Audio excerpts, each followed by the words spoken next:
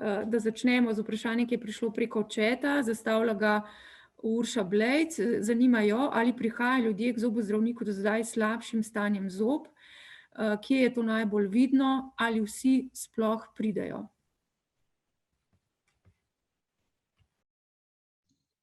Lahko začnem morda jaz, ker bom povedal glede naše šolske ambulante, glede na to, da smo pač primarni sektor, lahko povem takole. Šolarji vsekakor imajo slabše umite zobe. Zdaj, glede na to, koliko časa že traja celotna zadeva, lahko tudi ugotovim, da glede na kartoteko, ki jo imamo prej pri določenih šolarjih, vidimo, da so imeli predtem mnoge preglede, kjer je bil samo kontrolni pregled, kjer smo samo pregledali, smo morda naredili kakšen zaščitni premaz, ni bilo pa nobenih gnilih zob. Sedaj pa definitivno opažamo, da so, če ne, je mnogo več zob karioznih in pa tudi pri kar nekaterih imamo že vneto dlesni, se pravi začetke gingivitisa. Prav tako lahko združim še z naslednjim vprašanjem, kjer se govori, kako je z našim časovnim protokolom. Seveda, vsi ti naši preventivni posegi, ki jih moramo opraviti pred in po obravnavo z pacientom, podaljšajo sam čas obravnave. Vsekakor imamo dnevno manj pacientov na stolu, smo se pa temu prilagodili tako, da sedaj pacienta, ko ga že imamo na stolu, mu naredimo več stvari. Seveda pri otrocih je to do neke mere malo težje, kajti težje imajo svojo mejo potrpljenja in se hitreje utrudijo pri držanju odprtih ust. Vsekakor pa se trudimo, da naredimo čim več stvari v eni seji in s tem seveda nekako se potrudimo, da skrajšamo ta naval, ki je na zobne ambulante. To bi zdaj iz otroškega zobozdravstva jaz povedal.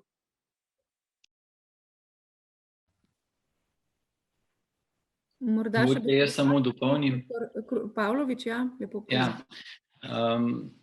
Zdaj, tako nekako je veljalo, da smo sprejeli med 7 in 10 pacienti v enem ordinacijskem času. Dejstvo je, da so tudi pacienti postali v tem obdobju bolj ozaveščeni in da po večini pravzaprav tudi sporočajo svoje zdravstveno stanje in dobijo seveda tudi nadomestne termine, če imajo sumljivo COVID simptomatiko. Pri Zdravniški zbornici Slovenije smo se pravzaprav zavzemali za to, da smo v splošnem dogovoru zdravstveni zavarovalnici predlagali dodaten kader, ki bi omogočal še nekoliko večjo frekvenco obravnavanja v ordinaciji, vendar za to tedaj ni bilo sredstev. Bi pa rad poudaril tudi to, da zobozdravniki še danes pravzaprav niso prejeli sredstev za uporabljeno osebno varovalno opremo in ravno tako ne javni zavodi in da pravzaprav z vso ostalo predpisano opremo, ki je bistveno dražja danes, kot je bila, govorimo o faktorju 3 in 4, sredstev pravzaprav strani zavarovalnice oziroma proračuna ni bilo. Tako da pravzaprav javni zavodi in zobozdravniki sami s svojimi sredstvi omogočamo izvajanje te javne zobozdravstvene službe. Zdaj, če se vrnem mogoče nazaj še na frekvenco obravnav, res je, da je potrebno izpolniti epidemiološki vprašalnik in da je paciente potrebno poklicati prej, vendar to je vse zato, da je v ambulanti oziroma v sami ordinaciji okolje čim bolj varno, da se pravzaprav okužbe, ki bi se širile tukaj, preprečijo. Nenazadnje spremljanje širjenja okužb v različnih ordinacijah, tako pri koncesionarjih, zasebnikih kot v javnih zavodih, nekako kažejo, da se le-te niso prvenstveno širile znotraj ambulant, ampak več ali manj v nekem zunanjem okolju. Tako da pravzaprav ti protokoli prvenstveno zagotavljajo neko varno delovno okolje, se pravi tako za zdravstveno osebje, kot tudi za same paciente. Tako da je pa seveda omejen mogoče dostop samo na sami številki dnevno, po drugi strani pa si skušamo vzeti več časa po posameznem pacientu, opraviti več storitev in mislim, da se bo ta učinek pokazal šele čez kakšno leto, kajti če pri enem pacientu opravimo več storitev, ta ne zaseda dodatnih terminov v prihodnosti, posvetimo mu lahko mogoče v tem trenutku več časa, tudi za kakšen preventivni nasvet, in to je pravzaprav vse naložba v prihodnost. Hvala, morda še dr. Praprotnik, vi dodate kaj na ta del, to se pravi, s kakšnim stanjem zob zdaj prihajajo pacienti v vašo ordinacijo, je to stanje slabše? Ja, to je definitivno bila tema, s katero smo se ukvarjali v času epidemije, tudi na Facebook strani, kjer je bil posnetek filmčka z naslovom Preveč in premalo zobozdravstva. Boste lahko, mogoče svetujem, da ga mogoče poslušate. Ravno tle, se pravi, v takem ekstremnem času se pojavi točno to. Preveč zobozdravstva bi pomenilo, se pravi, stujko overtreatment, v trenutku, ko pacienti iščejo hitro rešitev, se naredi tudi hitro, ampak ne optimalno rešitev, se pravi, temu bi rekli preveč zobozdravstva. In na drugi strani premalo zobozdravstva, ko pacienti ne pridejo na vrsto za isto težavo, ki jo imajo v tem trenutku, in se posledično lahko poslabša. Iz izkušenj lahko povem, da so pacienti, ki so v bistvu v času epidemije zaradi strahu, zaradi nedostopnosti čakali predolgo, in potem marsikateri zob oziroma ustno zdravje do te mere tudi okrnjeno ali se je stanje poslabšalo. Ampak prehajamo, tako da bom pozitiven, prehajamo vseeno v neko fazo, ko se stvari normalizirajo.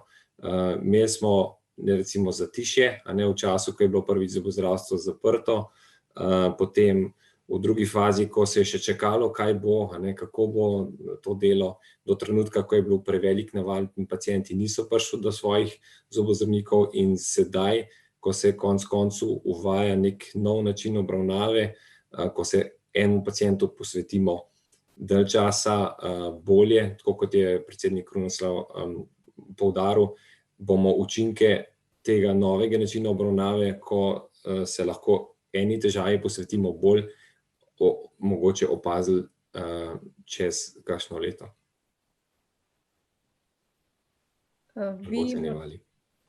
Bi morda dr. Kosem še kaj dodal na to temo, zdaj kaj opažate pa pri malih otrocih? No, se pravi, jaz imam izkušnje iz te sekundarno-terciarne ravni, se pravi od napotenih pacientov. Tudi sicer izjemno rad, bom rekel, delam zaključke na podlagi nekih objektiviziranih, verodostojnih podatkov, tako da podatkov, ki bi kazali, da je stanje na tak ali drugačen način objektivno slabše med pacienti, ki so napoteni na naš center, s takimi podatki ne bi mogel postreči. Namenoma sem se prej v svoji predstavitvi dotaknil poškodb, ker tako rekoč ni razlik med tem, kaj in kako se zgodi v času epidemije, kaj se ne zgodi in kako se v principu pacienta obravnava. Mi smo, se pravim, ravno z tega razloga nam je bilo jasno, da bodo te pacienti tudi na sekundarno-terciarni ravni to oskrbo potrebovali. Vmes sem opazil, da je še eno vprašanje v chatu, pa mogoče zdajle povežem še odgovor na to temo. Skratka, spet izkušnje naše enote, našega centra, ki je del Univerzitetnega kliničnega centra, praviloma pacienti, torej otroci, ki se pripravljajo na zahtevne operativne posege, kot so recimo že prej omenjene kardiovaskularne, torej predvsem operacije na srcu, pa otroci pred transplantacijami, praviloma so konziliarno napoteni iz bolnišnice, se pravi iz hospitala na naš center, tako da ta stvar je jasno v vseh obdobjih epidemije potekala popolnoma enako kot kadarkoli sicer. Bi pa tukaj pravzaprav spet poskušal priložnost izkoristiti, a ne. Škoda je, da pri marsikaterih otrocih s temi kroničnimi boleznimi, ki so tako rekoč nekateri od prvega dne svojega življenja v pogostih stikih z zdravstvenim sistemom, da se dostikrat morda zaradi, bi rekel, prezasičenosti z raznoraznimi medicinskimi postopki, obiski zdravnikov, da na nek način družina in naši kolegi zdravniki morda nekoliko premalo pozornosti posvetijo temu, da bi takega otroka dodatno spodbudili za pravočasen obisk pri zobozdravniku, bodisi na primarni ravni, bodisi pri specialistu naše stroke, ker bi se dejansko s preprečevanjem bolezni ustne votline dalo izogniti vsem zagatam, ko se včasih, moram reči, tudi zgodi, da zaradi izjemno slabega ustnega zdravja, ki ga seveda potem ni mogoče tako ad hoc v enem tednu razrešiti, včasih tudi kakšen operativni poseg je odložen, pa ne zato, ker mi ne bi pacienta sprejeli, ampak enostavno zato, ker je zdravstveno stanje v ustni votlini tako, da ne omogoča dovolj hitre, varne rešitve. Če se lahko navežem še jaz na ta del, ko smo govorili o tudi nekih objektivnih podatkih, ki smo jih pa vseeno zaznali v času epidemije, in sicer v odsotnosti podatkov oziroma odsotnosti pacientov, ki so bili napoteni na sekundarno in terciarno raven. Ravno zaradi tega smo, se pravi, kaj smo zaznali je, da je bilo napotenih pacientov zaradi suma nekih sprememb v ustni votlini, se pravi, govorimo o raku ustne votline. V trenutku, ko so to na oddelku za oralno in maksilofacialno kirurgijo zaznali, je bil to en alarm, ker vemo, da pač ne gre za to. Procent odkritih rakavih sprememb v ustih je več ali manj vsako leto enak, in čas epidemije to sigurno ni spremenil, kar je pomenilo, da je samo manj bilo odkritih. Zaradi tega smo tudi sprožili ta del promocije ustnega raka oziroma odkrivanje ustnega raka in ta akcija se je izkazala zelo pozitivno, zato mogoče kolega Pavlović lahko pojasni, zato smo v bistvu še angažirali dodatne ekipo oziroma programe, da se je na tak način preventivno pregledovalo tudi paciente z sumljivimi lezijami. To definitivno je bilo nekaj, kar ne da se je poslabšalo, ampak se je odkrivanje konec koncev poslabšalo zaradi epidemije. Ja, zdaj ta akcija pravzaprav še poteka in bo potekala vse do konca epidemije. In sicer vse podatke pacienti dobijo na spletni strani tako Ministrstva za zdravje kot Zdravniške zbornice Slovenije. Tam so kontaktne številke, kamor se lahko obrnejo in naročijo na pregled ustne sluznice. Se pravi, tukaj ne gre za ambulante, kjer bi se pregledovalo zobovje ali pa kakšne druge težave povezane z zobovjem, ampak ki so izključno namenjene za sumljive spremembe na ustni sluznici. Pregleda v teh ambulantah vaš zobozdravnik, ki vas potem na podlagi se pravi same spremembe, suspektnosti same spremembe napoti na nadaljnjo obravnavo ali pa vam da nadaljnje napotke, kako s spremembo, ki je pač tam prisotna. Moram pa povedati, da učinki te akcije so bili zelo hitro zaznavni, mogoče žal, ampak več sprejemov tovrstnih lezij se je zgodilo v decembru in januarju. No, kolega mi sedaj poroča, da se je stanje že nekoliko znormaliziralo, vendar še vedno je potrebna skrb in pozornost, kajti nikoli ne vemo pravzaprav, koliko teh pacientov je še prisotnih v populaciji. Najlepša hvala, dr. Pavlović. So še vprašanja, zdaj so še sogovorci na voljo, sicer bomo počasi zdaj v chatu, novih drugih vprašanj ni. Sogovorci so vam še na voljo za vprašanja.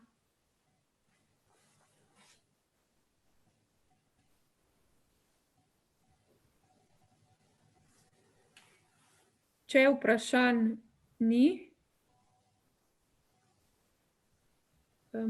Urša Blejc se vam vsem zahvaljuje za odgovore, ki ste jih podali na njena vprašanja. Zdaj, če vprašanj ni, potem bi počasi zaključili, mogoče vsakega od vas povabim še k zadnjemu sklepnemu stavku, res enemu stavku. Tudi sama v bistvu se pridružujem in medije prosim, pozivam oziroma prosim, da v teh dneh, pa tudi kasneje, čim več teh vsebin, ker so pomembne, posebej zdaj v epidemiji, ko so razmere vendarle drugačne, da tudi vsak pri sebi poskrbi za ustno zdravje. Zdaj pa mogoče še zaključne misli, pa potem sklenemo današnjo novinarsko konferenco. Jaz bi se rad zahvalil še enkrat vsem sodelujočim in pa seveda pozval vse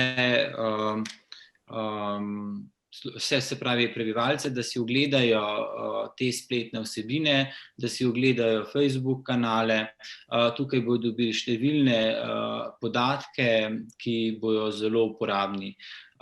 Vsekakor pa obrnite se na slovenske zobozdravnike, ki vam bodo z veseljem pomagali rešiti težave. Takole bomo rekli, vemo, da se nahajamo v nekih čudnih časih. Noben ni mogel napovedati, kaj in kako bo zadeva potekala. Imamo neke kazalce, da epidemija se manjša, po drugih kazalcih, da spet prihajamo v nek 3., 4., 5. val in tako naprej. Jaz bom rekel, dajmo gledati optimistično naprej. Vse bodoče, bomo rekli, naše paciente povabim, naj vseeno se potrudijo za svojo ustno higieno. Bom rekel, tako naš primarni sektor, kot seveda potem sekundarni, terciarni sektor na kliniki, smo dosegljivi, se trudimo, da vam pomagamo. Trenutne razmere so take, kot so, moramo zaščititi tako paciente, kot tudi seveda nas same, ampak mislim, da ne rabimo biti nekih obupani in gremo lepo naprej z nasmehom na ustih.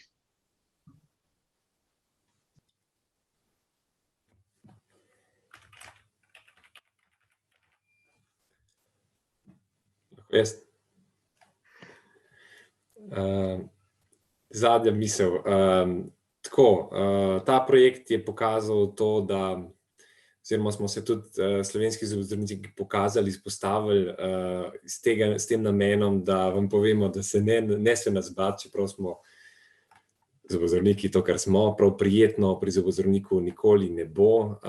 Dejstvo pa je, da se vedno trudimo, da bo čim manj neprijetno. Tako da nas pridite obiskati, ne iskati hitrih in poceni rešitev, upoštevajte faze in čas celjenja, ki ga potrebujejo usta, izogibajte se zavajajočim oglaševanju in nekim kratkotrajnim trendom. Ti so začasni, ti minejo, vaše ustno zdravje pa vas spremlja celo življenje. Tako da spremljajte nas na Facebook strani in internetni strani in upam, da vam bojo te vsebine koristile pri prevrednotenju konec koncev tudi pomembnosti ustnega zdravja za splošno zdravje. Hvala. Jaz se mogoče za to nisem po vrsti odzval, ker se mi je zdelo, da so kolegi že vse lepe zaključne misli povedali, tako da se samo pridružujem temu. Mogoče, če že kaj, da še od svoje strani, v vsaki dejavnosti in seveda tudi v zobozdravniški stroki so pogledi na različne stvari lahko zelo heterogeni. Mislim, da je tole obdobje epidemije pravzaprav pokazalo neko veliko mero zrelosti in da, čeprav seveda ni lahko soditi, je verjetno prezgodaj ali pa nikoli ne bo popolnoma pravilen čas vedeti, ali je bila vsaka odločitev v vsakem trenutku idealna, ampak dejstvo, da zobozdravniški sektor očitno ni bil eden od poganjalcev epidemije, najbrž je dokaj opazno, da smo se nekako hitro prilagajali novim okoliščinam. Tisto, kar pa mogoče vseeno noben ni povedal, pa je najbrž dobro, da in mediji in njihovi poslušalci vedo, ni lahko delati v teh okoliščinah. To ne pomeni, da ne želimo, daleč od tega, ampak ni pa lahko. In razna protokoli in zaščitne opreme delajo naš vsakdan zahteven, ampak kot rečeno, upam, da ta tako imenovana COVID fatigue ne bo na nek način pretirano vplivala na naše zmožnosti v prihodnje. Hvala lepa. Najlepša hvala vsem sogovorcem, da so danes lahko bili z nami, delili vse te koristne informacije. Najlepša hvala tudi vsem medijem. Želim vam lep preostanek petkovega dneva in hvala za vso podporo z informacijami, ki jih boste prinesli javnosti.